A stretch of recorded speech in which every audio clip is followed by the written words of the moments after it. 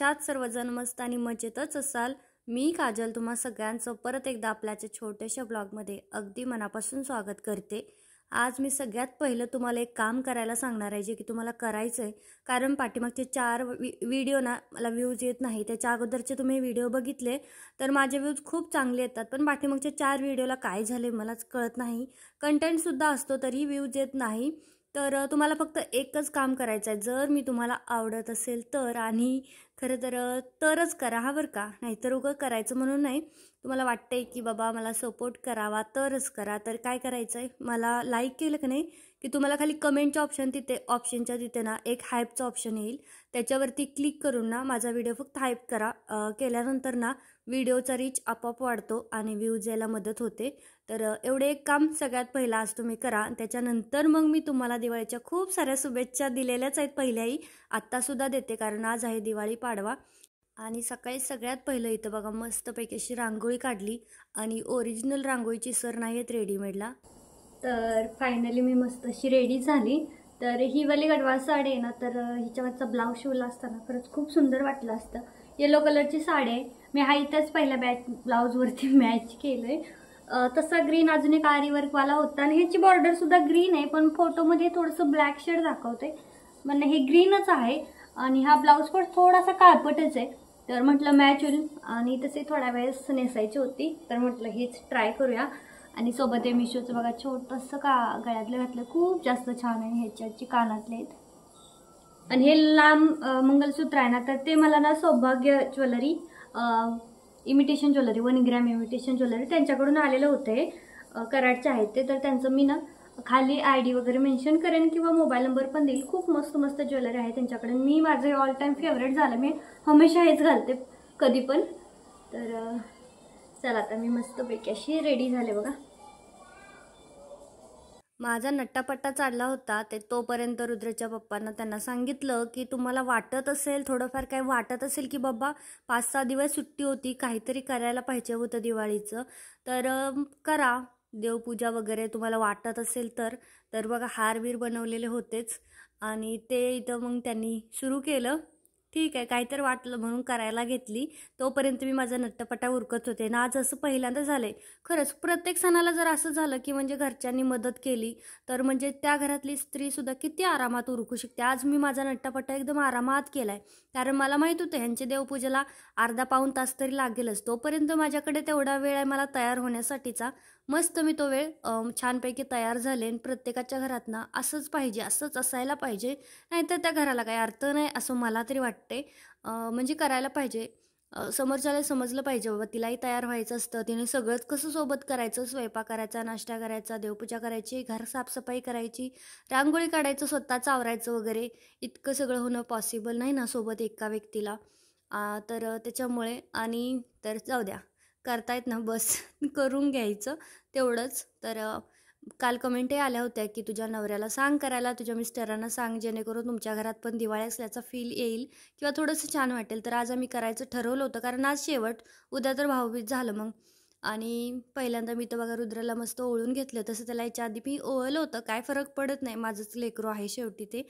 तर मग मी तर त्याला पहिल्यांदा ओळून घेतलं, कारण की त्याच्यानंतर पप्पाचा नंबर, त्याच्या आधी जर दुसऱ्या कोणाला ओवाळलं तर बापरे नुसती रडारड चालू होते, त्याच्यामुळे सगळ्यात पहिलं त्याचं। आणि इथे पप्पाला आम्ही सांगत होतो आमचा फोटो काढा, पण त्यांना फोटो बापरे अजिबात जमत नाही, बिलकुलसुद्धा मला आवडतच नाही त्यांनी काढलेले फोटो, बिलकुल आवडत नाही, कसेच काढतात ना त्याच्यामध्ये आम्ही चांगलं दिसतो ना तो काही नीट दिसत राहतं। त्यामुळे मी त्यांना आधी सांगते इथून असं पकडा, फक्त क्लिक करा, बाकी काही करू नका, कारण ते तेवढ्याच मेमरीज असतात ज्या आपल्याला कलेक्ट करायच्या असतात।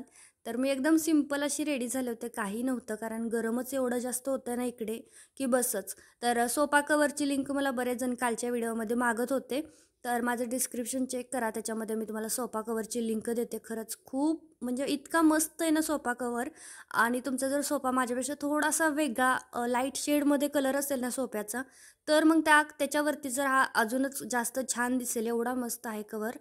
आणि बघा रुद्रेचं झाल्यानंतर मी त्याच्या पप्पाला इथं ओळायला घेतलं पाडव्याचं, खरं तर मी पहिल्यांदाच ओवाळते म्हणायला हरकत नाही, कारण गावाला गेल्यानंतर कसं होतं, पहिल्या छोट्या अंघोळीला मी नाही जात, पण मोठ्या अंघोळ असते ना, म्हणजे पाडव्याच्या दिवशीच असते मोठ्या अंघोळ, तुम्हाला माहीतच आहे.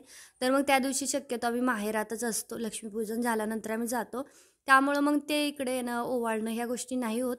आणि शक्यतो असंच होतं सगळ्यांचंच, काही थोडेच मोजकेच जण असतात ज्यांचं होतं. तर मग आज ह्यावेळेस मला चान्स होता, तर म्हटलं चला काहीतरी गिफ्ट पण घेऊयात भांडून भांडून, आणि बघूयात आता काय मला गिफ्ट मिळतंय का नाही ते पण मी तुम्हाला सांगते. मी म्हटलं ना, रुद्रला खूप म्हणजे करतो, त्याच्या पप्पाच्या पाया पडले तर म्हणे माझ्या का नाही पडले, म्हणून त्याच्याही पडले.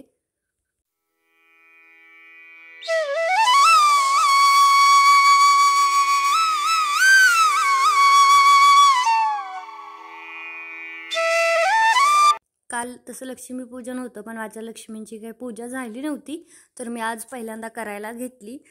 दोन्ही तिन्ही म्हशींची छान पूजा करून घेतली. आणि तेव्हा कुठं मला असं म्हणजे बरं वाटायला लागलं. तसं मी आज चालवणार नव्हते, कारण त्यांनाही आजच्या दिवस फुल आराम देणार आहे म्हशींना. त्यामुळं छानपैकी तर मी साफ करून घेतल्या, आणि नंतर मग आता पूजा वगैरे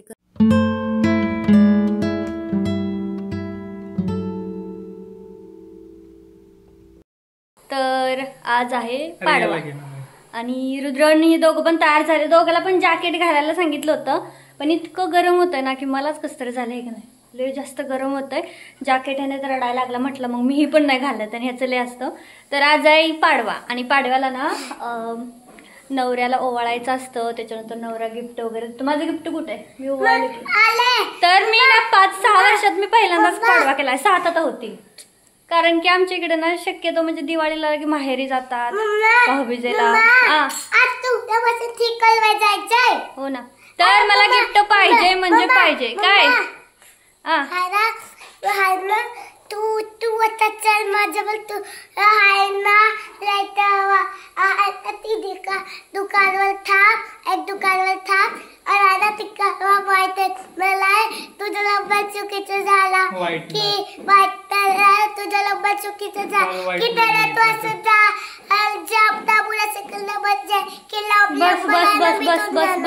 बस बस एवढं सांगायचं होतं की तुझा नंबर वगैरे ऍड्रेस लिहिताना चुकला तर व्हाईटनर आणून साफ कर, त्याच्यासाठी एवढी बडबड हे का नाही. हा गिफ्ट देणार आहे तो. पप्पा काय गिफ्ट देणार आहे मला? आज पाडवा आहे तर मला गिफ्ट तर पाहिजेच, काही ना काहीतरी पाहिजेच. मी सोडत नसते असं. तुला घेतली होती ना तिकला तर व्हाईटनर तर आजचा पहिला दिवस असा असेल की माझ्या मशीनी एकदम शांत आहेत, कारण मी पण आज झोपली होती, मस्तपैकी झोपली की तोवर कचरेवाला येतो, झोपली की फोन येतात. माझी झोप कधीच पूर्ण होत नाही त्याच्यामुळे. आणि त्या डोळे पण आता हॉस्पिटल बंद आहे, तर आता उद्या त्याचा मुहूर्त लागेल डोळ्याचा. एकदा काय तर दाखवणार, बघू डॉक्टर जे काय म्हणेल ते ट्रीटमेंट करणार, पण डोळे नीट करणार आहे.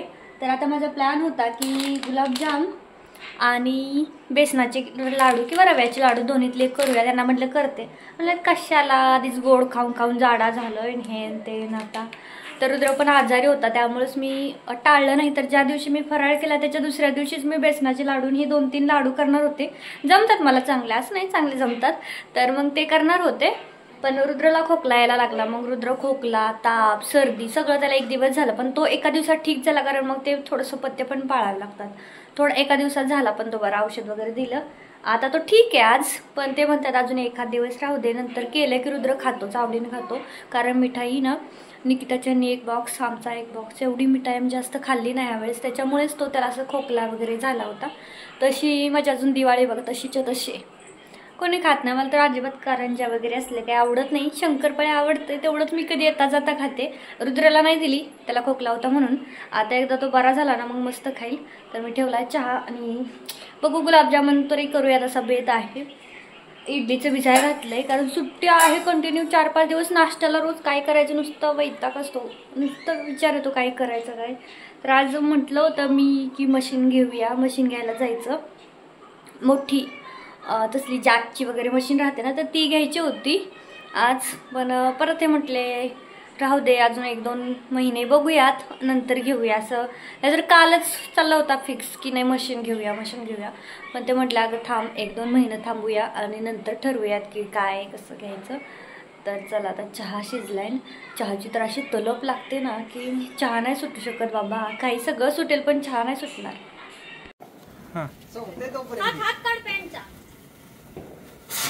ओ भाई.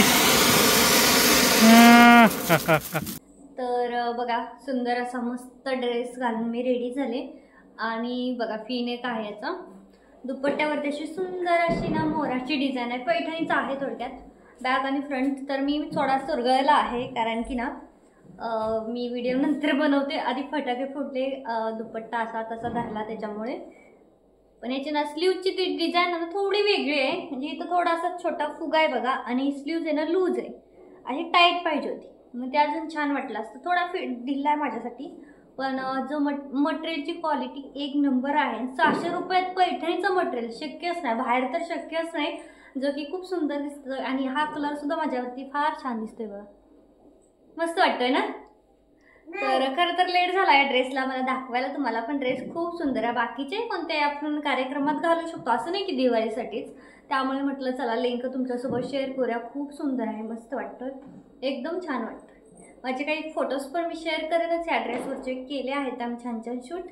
तर कसा वाटला नक्की कमेंटमध्ये सांगा ना. आज आम्ही बाहेरच जेवायला जाणार आहे कारण पाडव्याचं काहीतरी गिफ्ट घेतलंच पाहिजे की. तसं बिल मीच भरणार आहे पण न्यायचं आहे चला आपलं. कारण की आहे 2-4 दिवस सुट्टी होती. इतकं म्हणजे घरातच बसून झोपा काढून टाइमपास करून सुट्टी घालवली. बिलकुल नाही काही काम केलं नाही काय. त्याच्यामुळे मग हॉटेलवाले आपल्याला कसं फसवतात बघा. त्यांना म्हटली इथलीच फेमस आज काय असेल ना तर ते आणा. त्याने हे घेऊन आले. आणि जे की आम्हाला बिलकुल आवडलं नव्हतं. नुसतं पनीरच होतं भाजलेलं. काही टेस्टी नव्हतं. पण ठीक आहे चला. तर जेवण करून आलो आणि येतानाच ना इतका जबरदस्त ॲक्सिडेंट झालेला होता या रोडला. म्हणजे सतत सुरूच असतं. हा बायपास रोड असल्यामुळे त्याच्याचमुळे मग स्कूटी घ्यायला ना हे टाळाटाळ करतात. नाहीतर असं काही नाही. आणि कधी कधी मलाही वाटतं थोडंसं पण रिस्क घ्यायची असते. कधी कधी असंही वाटतं की रिस्कही घ्यायला पाहिजे. तर मी ना बरेच दिवस झालं तुमच्यासोबत माझं काही नाईट रुटीन वगैरे काही शेअर करत नाही. तर माझे जे स्किन आहेत की म्हणजे मी खूपच असं गोरी वगैरे दिसायला लागले असं मला वाटतंय. म्हणजे मला बाकीचे म्हणतात इतकी कशी गोरी दिसतेस तर माहीत नाही. पण चेहरा गोरा पडला ना व्हाईट झाला ना की डोळे माझे जास्त काळे दिसतात. कारण ते थोडेसे आधीच ऑलरेडी काळे. आणि चेहरा गोरा झाला की डोळे जास्त काळे काळे दिसतात ते बघ. आणि तर मी ही नाईट क्रीम माझी लावते. सिरम नाही लावत मी रात्रीचं. सिरम मी सकाळी लावते. तर आता मी नाईट क्रीम लावते. सकाळी मॉइश्चरायझर लावते. सिरम मी ह्यांना रुद्राच्या पप्पांना रोज मी सिरम देते. आणि ही नाईट क्रीम अशी आहे ना की म्हणजे ही लावायची. आणि त्याच्यासोबत फेसवॉश पण आहे. मी खूप दिवस झाला हेच यूज करते. मला मस्त रिझल्ट वाटतो. त्याच्यानंतर मग मी दुसरं काही यूज केलेलं नाही आहे. पण खूप सुंदर आहे हा. 3 महिने झाला असतील कंटिन्यू मी केले ना. आता पूर्ण संपत आली. काही शिल्लक नाही आहे. थोडीशी अगदी थोडीशी एकदम शिल्लक आहे.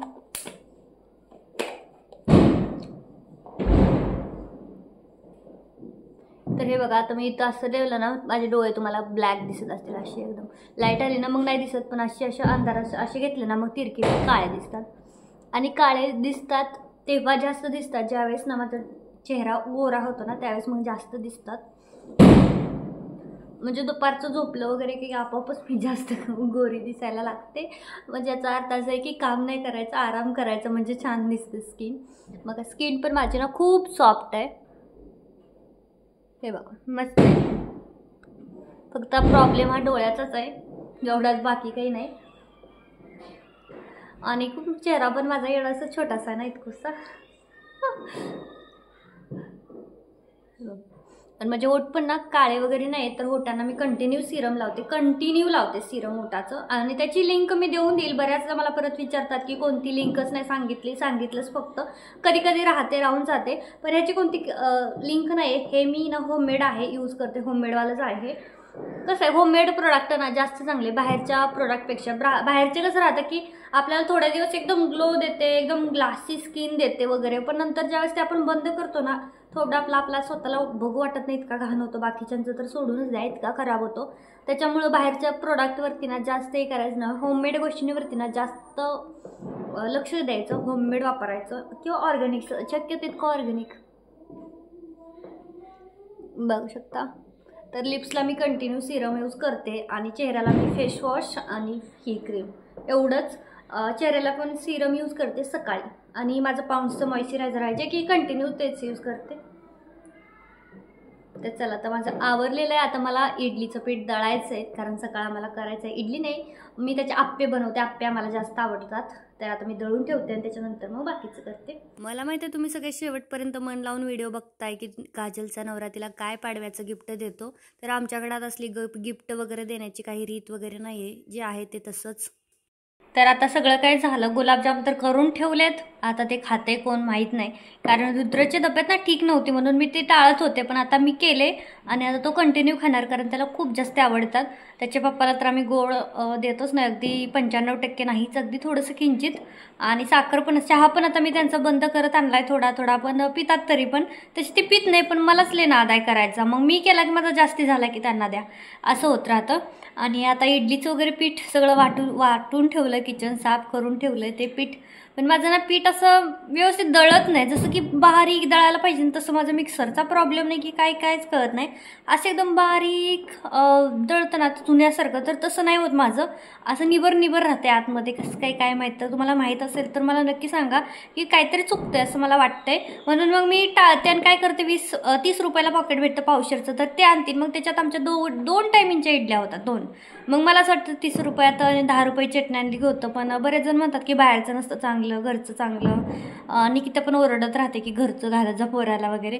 तर पण माझं दळत नाही बरोबर. मला असं वाटतं माझ्या मिक्सरचा काहीतरी प्रॉब्लेम आहे, कारण भिजायला पण मी सकाळी घातलं होतं, आत्ता दळलं आहे, त्यामुळे भिजण्याचा काहीच प्रश्न नाही आहे.